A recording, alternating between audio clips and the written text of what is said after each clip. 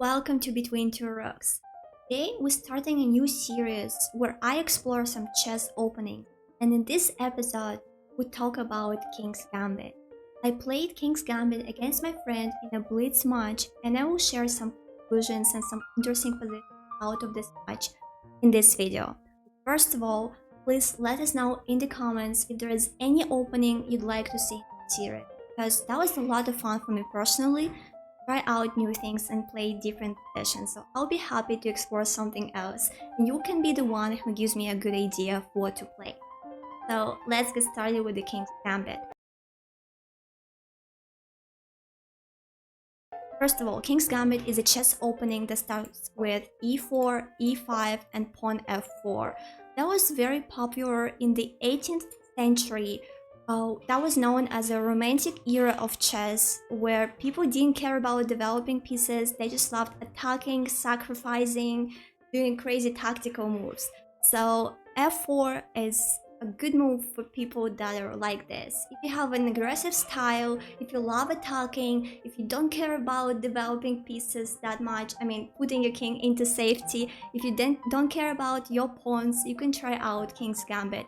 But I want to mention that black is generally better in this opening, and if they have enough time when we talk about rapid or classical games, I'm pretty sure black would find what to do against white crazy moves. So I would recommend playing it in blitz games, not in classical or rapid games, because maybe I would try it in a rapid game as well, but in classical games I'm pretty sure black will figure out what to do.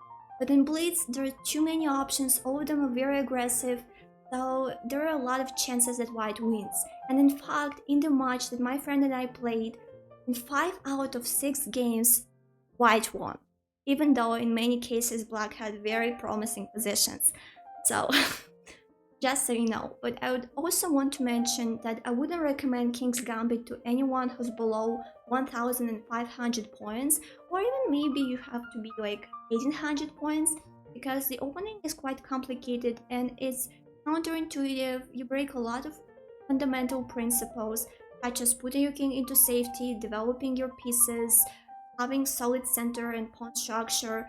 So I would definitely want you to learn following these principles before you learn to break them, just so you know. But that's a very good opening to try out, and the entire idea of King's Gambit f4 is to actually take the center and get the pieces active.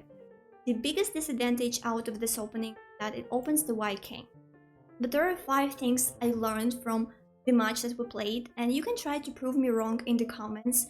I'll definitely try to prove myself wrong in exploring King's Gambit further, because I really love this opening out of the games that I played, and I want to test it further and give it a try, and maybe I'll get better at it. But either way, there are 5 conclusions I drew out of those games.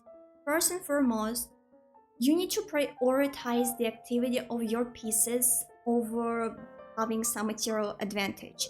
So, for example, you'd better have active pieces than be up a pawn, or you'd better be down a pawn than have passive pieces. Second, once again, you don't really care about pawns that much. That being said, you already give your pawn away on the second move. How can you care about your pawns in general? But you don't need to count pawns and put a lot of importance on them, because in many cases it's not about being up in material, it's about having some tactical ideas, and that's number 3. There are a lot of crazy tactical moves that you need to consider for both sides, because some moves are just unexpected but so beautiful, and that would give you a lot of pleasure if you're an aggressive player who plays such moves. Number 4 was my personal problem. In many cases, I didn't want to ruin my pawn structure, or I wanted to ruin my opponent's pawn structure, but pawn structure is a long-term thing, and you don't want to worry about anything long-term in those short-term tactical positions. And number 5, white king is okay in the center in many positions. So if it can be checkmated right away, it can be checked like once or twice, it's fine to be in the center.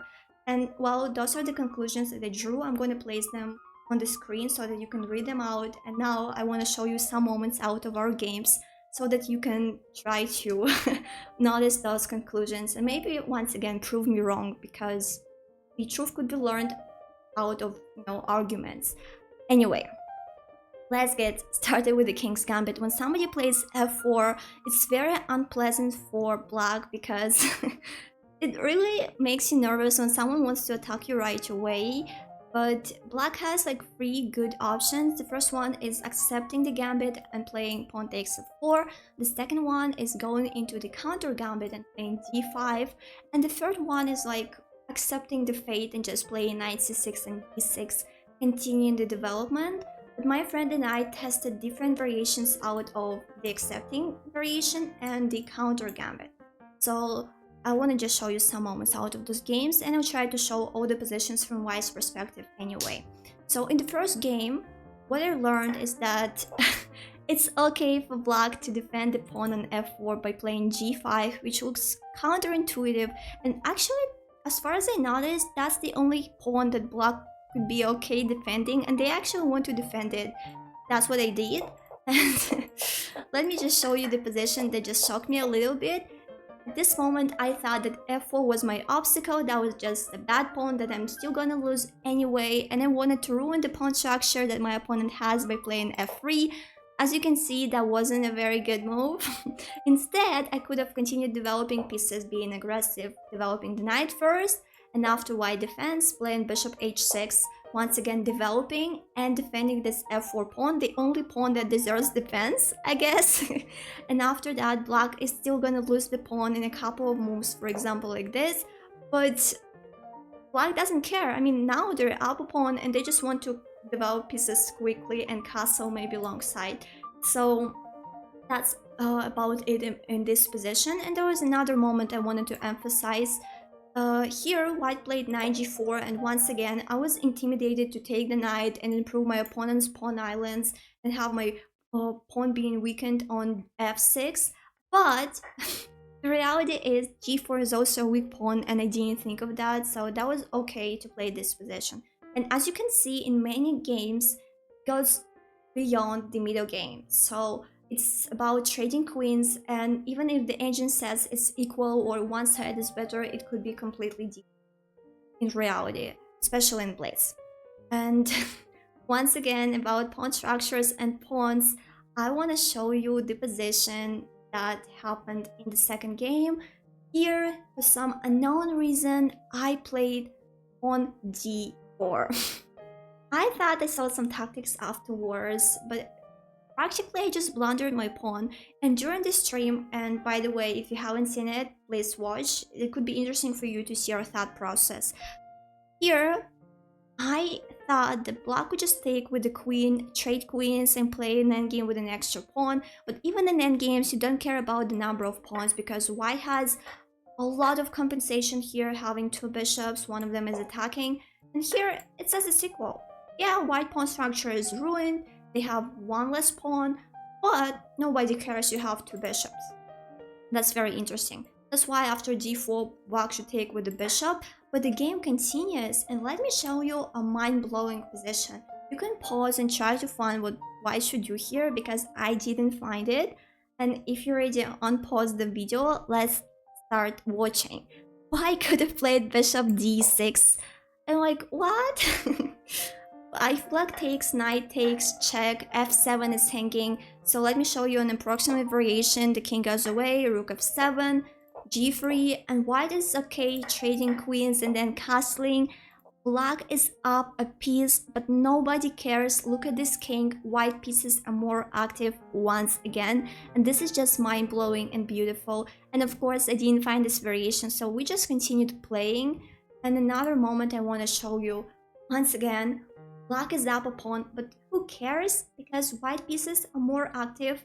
The position is actually equal according to the engine, but that's not the point. The point is white pieces can cause more trouble than black pieces. This knight is just a target. This bishop is looking at the wrong side. And white could just even ignore the fact that black is attacking a2. They could play bishop h6. Attacking the knight, practically wanting to take bishop g7, and if black takes, that just blows my mind, but white could play pawn b4. Now checks, the king is fine. Absolutely fine. And once again, we had some positions like this, and black is up a pawn, but white bishop is putting more pressure than the black bishop, so nobody counts pawns in this situation. which is absolutely insane. Another position that I was very happy to play is this one. I was blocked and my bishop is being attacked, but I play bishop d6, and that means that if white takes the bishop, they get checkmated, which is very beautiful. So white doesn't take the bishop, they play bishop f4, and that means that if I take, I don't know what's wrong, if I take, this bishop is pinned, it can go away, so I'm losing this. So instead of taking on f4, I have a move like bishop f3, check first, and then I take on f4, and this position looks pretty good for black. And here, another moment for me to say, don't care about pawns, don't be greedy, prioritize the development of your pieces, the activity of your pieces. Because I got greedy, I took with the queen on d4 instead of castling, and boom, my king got into trouble, and I could have gotten checkmated very quickly, but the game continued because that was a very complicated position for both of us. Okay, in the next game, here, once again, I made a terrible mistake of thinking that I could take this knight on c6 and ruin my opponent's pawn structure before I take the bishop on d6. But the bishops are more useful in open positions, so it's not about pawn structure. I should have just taken on d6 with my knight. Instead, I got here, and in a couple of moves, we got a position like this, and you can see that black pieces are more active. The rook is in an open file, it will go to e2 at some point, and white will just get checkmated. But that's not the game over, because we have this file open, and white could be attacking black themselves, and that's what happened. In fact, in this position, the best move for black is pawn g6. Just giving the pawn on h6 away because, again, nobody counts pawns. Instead, my friend played king h8, allowing me to start an attack, queen f7, and then I got some drawish chances but lost by time because of my internet. But the fact is, even when it's an endgame, even when you have just, few pieces left, everything is possible, lots of tactical ideas, and let me just show you a very beautiful idea at the end. My friend played queen c6, and I think that was equalizing, but I lost by time. Instead, she could have played rook b7 and rook b1, and black is winning. So very beautiful, once again, unexpected. And for this game, I just want to show you the engine because I think that was beautiful. So check this out. A move ago, it says white is winning, right? So bishop c2, you can see it's equal. Rook c3, white is winning. Bishop b3, okay, it's equal. a4, equal. Bishop a2, black is better. Rook c2, black is better. White is winning. So you can see how the evaluation changes practically every move, which is absolutely insane.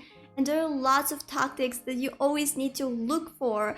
And that blows my mind, but this is such a good experience, especially if you're tactically alert or you want to improve your tactical skills, because this position will definitely help you do this.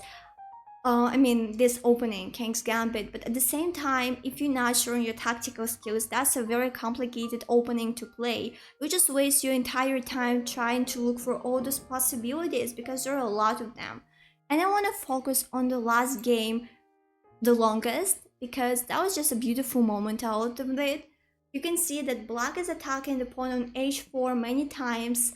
Does white care? No, they develop the knight. They take, I don't trade, knight e5, queen e2, looking at h5, castle, check. This king doesn't care. It's in the center, no other check is possible. It's like, alright, I'll just stay here, who cares? Take. And here there were some beautiful moments, and I want to stop at this one. Bishop e7 is the guide that stops us from taking the knight on h4 and checkmating, so we could have sacrificed this bishop on e5 by playing knight d5. Taking, and that's it. You threaten queen h8. What can black do? Maybe give their queen away, but that's the most. And this king was like chilling on f2. which is absolutely insane. But honestly, I made a mistake by going back with the bishop, and now black has a chance to draw. Bishop g6, queen goes here, and black could have repeated the position by going bishop f5, but who knew that white was winning otherwise? So my friend played knight f5, which looks like a natural move, but that's a blunder, and that's so easy to blunder in those positions. Queen g6. That's it. The bishop here is saying hello, and after d5, queen h7 checkmate.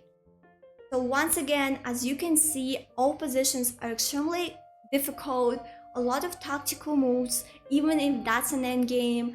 Don't care about the pawn structures, the pawns care about pieces activities, and of course the king could stay in the center if it's not being checkmated. So this is quite insane once again, but I really enjoyed it. It felt like the board was on fire. So let me know what you thought of this overview of the match that we played and of the King's Gambit in general, because I'll definitely give it other tries in my games.